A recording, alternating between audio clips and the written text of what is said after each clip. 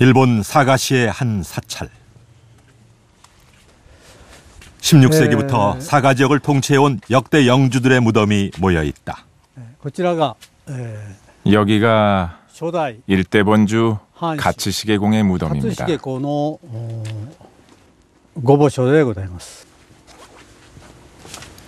영주의 무덤 뒤엔 또 다른 비석이 있다. 주군이 죽자 사무라이의 법도에 따라 함께 자결한 부하들의 명단이 새겨져 있다. 이것이 가츠시게공과 함께 순사한 분들의 이름이 적힌 비입니다.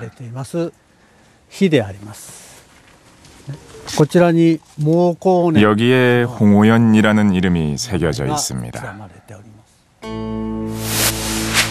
홍씨성에 호연이란 이름을 가졌던 조선인.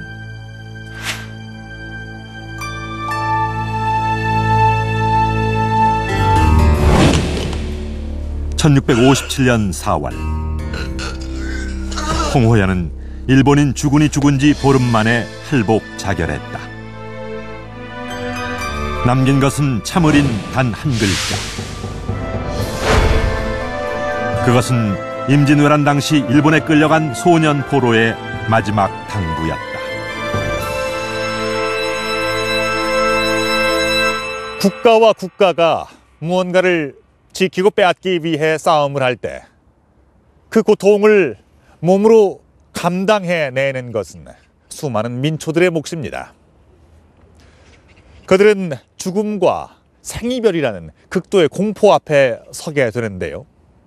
하물며 자기 자신을 지킬 능력이 없는 어린 나이에 전쟁을 맞게 된다면 그 인생은 어떻게 달라지게 될까요? 오늘은 임진왜란 당시 납치된 아이들의 이야기를 해보겠습니다.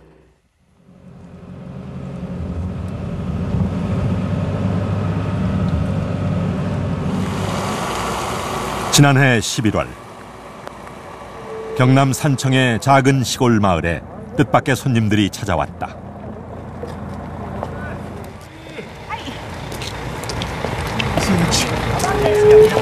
난생 처음 이곳을 방문한 10여 명의 일본인들.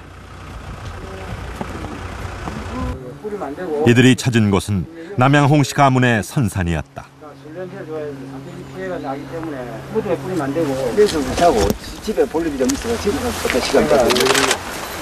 태어나 처음 한국식 성묘를 하는 이들. 모두 무덤의 주인들과 같은 홍씨성을 가지고 있다. 홍의 일본 발음인 고우라 불리는 사람들이다. 고우라는 성을 일본에서도 계속 지켜줘서 대단히 기쁘다는 얘기를 듣고 지금까지 성에 관해서는 그런 생각조차 해본 적이 없었는데 제가 가진 성에 대해 책임감을 느꼈어요. 한국과 일본의 두 가문은 어떻게 같은 성씨를 쓰게 됐을까? 남양홍씨 가문의 족보에 그 실마리가 있다.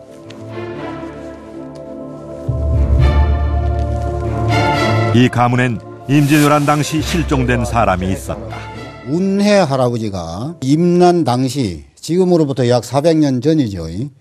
그때 포로로 돼가지고 일본에 포로로 잡혀갔습니다. 그 당시에는 계론도 아니하고 행방불명이 됐으니까 운자, 해자, 천자, 해자 할아버지는 뒤에 후손들이 없습니다. 일본 서남부 큐슈에 위치한 사가시. 이곳의 한 사찰에서 그를 찾을 수 있다.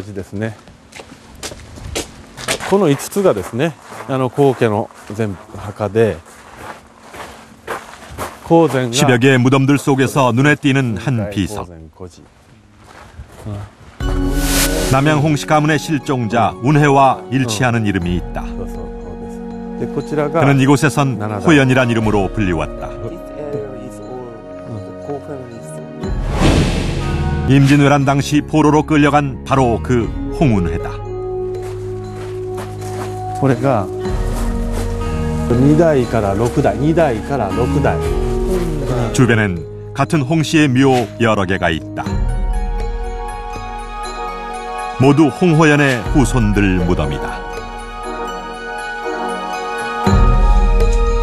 고고대 초대から 초대 홍호연부터 2대, 3대, 4대, 5대, 6대, 7대, 8대, 9대까지 7개의 묘가 모셔져 있습니다. 요컨대 홍호연 가족의 묘가 모여있는 셈입니다. 조상의 뿌리를 찾아 한국을 방문한 이들은 일본에서 수백 년간 대를 이어온 홍호연의 후손들이었다.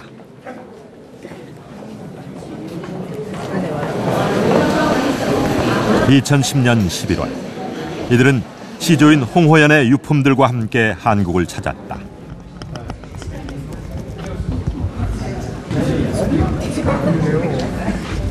홍호연, 그가 살아서는 보지 못한 조국이었다.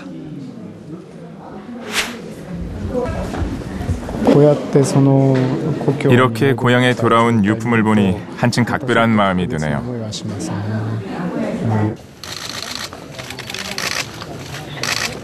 이곳에서 남양홍 씨 후손들과의 상봉이 이루어졌다.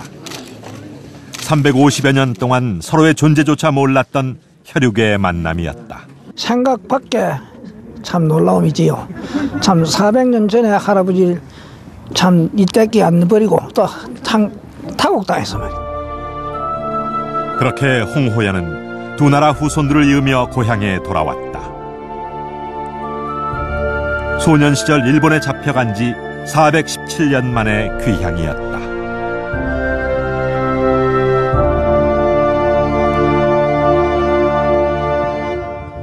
임진왜란 당시 조선군 지휘소가 있었던 촉성로입니다. 진주성이 함락된 뒤 논개가 적장을 끌어안고 저 아래 남강에 투신을 했다는 전설이 전해 내려오는 곳이기도 하죠. 소년 홍호연은 바로 그 즈음 일본으로 끌려갔습니다. 경상도에서 전라도로 가는 길목에 위치한 진주성. 임진왜란 3대 승리 중 하나인 진주대첩의 현장이다. 목사 김시민은 관군 3,800명으로 적군 2만 명을 무찔러 일본의 굴욕적인 패배를 안겨주었다. 그러나 승리는 오래가지 않았다. 8개월 후 홍호연의 인생을 뒤흔든 또 하나의 전투가 시작됐다. 도요토미 히데요시가 2차 진주성 공격에 투입한 병력은 무려 10만 명. 1년 전의 참패를 만회하기 위해 집요하게 준비한 전투였다. 목표는 진주성의 모든 것을 없애는 것이었다.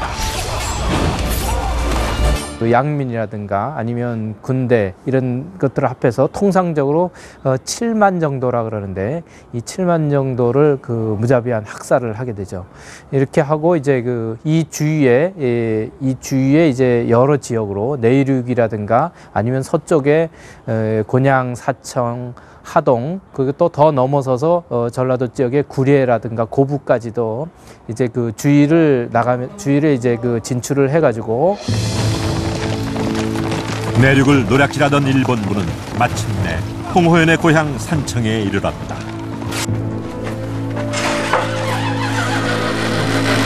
홍호연의 부모와 사형제는 급히 피난길에 나섰다.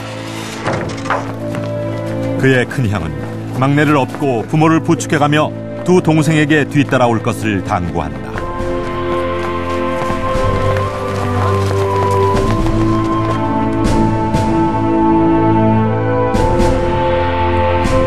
그들이 향한 곳은 마을의 뒷산이었다.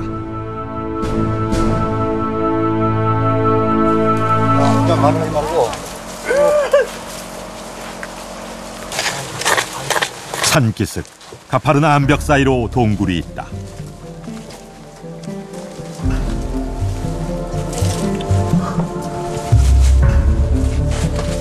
동굴의 이름은 홍굴. 임진왜란 당시 홍씨 일가가 피신했다고 해서 붙여진 이름이다.